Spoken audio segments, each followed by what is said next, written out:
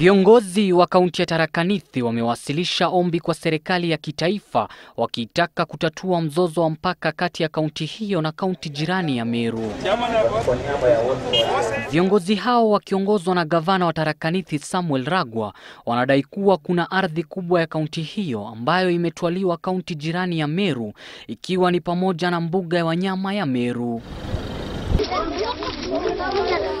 Na kwingineko, maafisa wa afya katika kaunti ya Samburu wanachunguza tukio ambapo mabaki ya mbwa aliyechinjwa yalipatikana karibu na shule moja na kuzua hofu kuwa huenda wenyeji wamekuwa wakiuziwa nyama ya mbwa. Mabaki hayo yalipatikana karibu na shule ya msingi ya Mutaro na inashukiwa kuwa huenda nyama hiyo tayari inauzwa kwenye maduka ya nyama mjini Maralal.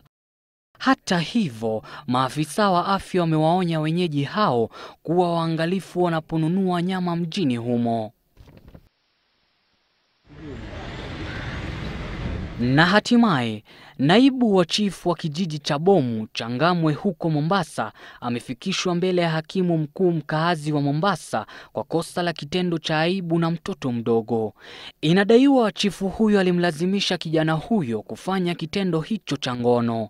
Inaarifiwa kuwa Mohamed Abdalla Nyando alitekeleza kitendo hicho na kijana mwenye umri wa miaka 10 tarehe 2 mwezi Septemba mwaka jana, pale kijana huyo pamoja na wenzake walipelekwa na mwalimu mkuu afisini kwa chifu huyo kwa kosa la kuiba simu ya mkono.